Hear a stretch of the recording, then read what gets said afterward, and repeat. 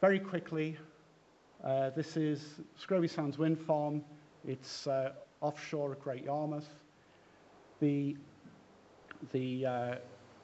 innovation here is we have a control system whereby the output of the onshore gas turbine power station and wind farm combined would be too great for the capacity of the connection to the grid when we have a circuit out of commission for maintenance or for faults or whatever.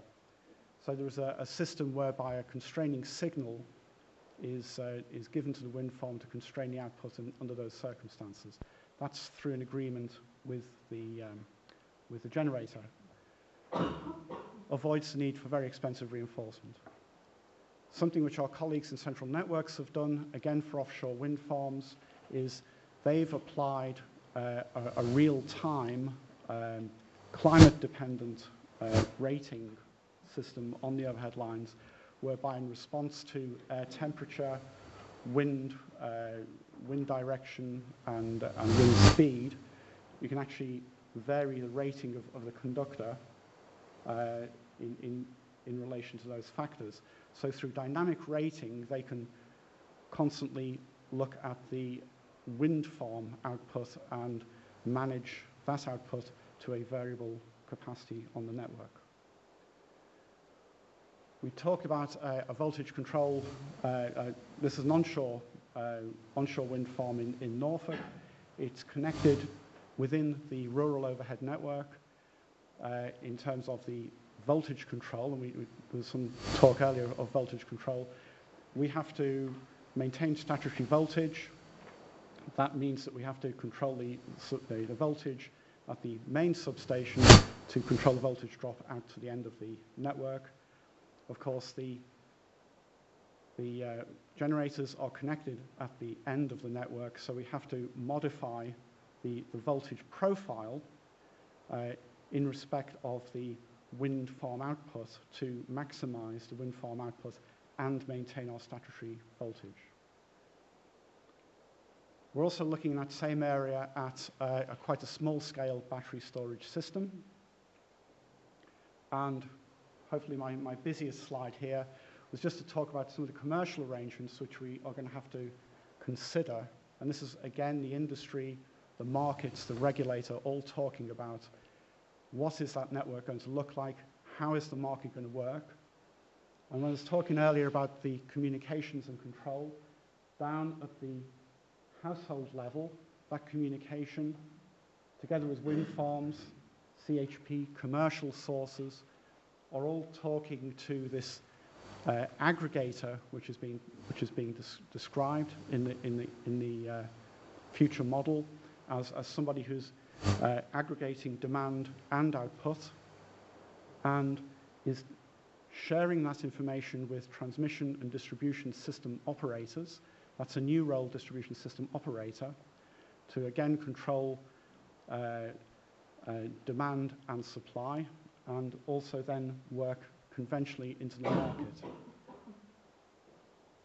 So in summary, if running a maturing, very large network, as we have done in the past, is not enough of a challenge, we have to make sure that we are now adaptable into a very uncertain future with new technology to local adaptations as and when required. Turning a one-way passive network into a two-way active network. It's an enormous challenge. Anybody coming into the industry now is seeing something quite different from when I joined the industry. It's immensely exciting, and we're working very hard on preparing for the future and making sure that we're adaptable. And we also have very positive support from our regulator over the next 5 years to do this. Have I got time to talk about quickly, very quickly? I was asked to talk about the undergrounding of overhead lines in protected areas. In 2000, Ofgem acknowledged its its need to support the protected areas and visual amenity, if it possibly could, it made an allowance available to the industry to support the undergrounding of overhead lines in protected areas, subject to a democratic consultation process. This is something that we'd been doing in East Anglia for several years previously with our AONBs and with the Broads Authority. I saw very quickly what this meant was that whereas previously we'd been working on a match funding basis with those bodies, this provided 100% funding possibility. And I contacted my colleagues in those bodies and explained to them what was coming through for the next 5 years. We all agreed it was a great opportunity. Through them, we introduced this to the protected area bodies down here in the southeast of England, and we have 2 steering groups of those protected bodies, chaired by Natural England, who select between themselves, propose between themselves and select which projects, which undergrounding projects they're going to take forward over the 5-year period. And EDF Energy Networks sits with the steering groups. We act as technical advisors, we help them on the ground, and of course we actually deliver the actual engineering projects themselves. And for the next 5 years, starting this month, Ofgem has again made an allowance. It's a use-it or use-it allowance. It's £6.6 million for the southeast, that's Kent and Sussex, and £5.6 million in East Anglia. If anybody's interested in that, and I'm sure maybe some of you have seen some of the work which has been done, we're all immensely proud of what's been achieved.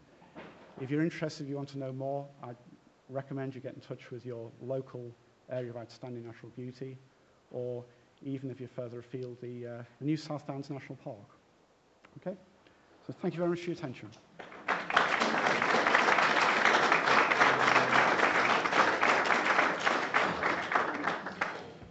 Right, thank you very much indeed for outlining some of the challenges facing energy generation.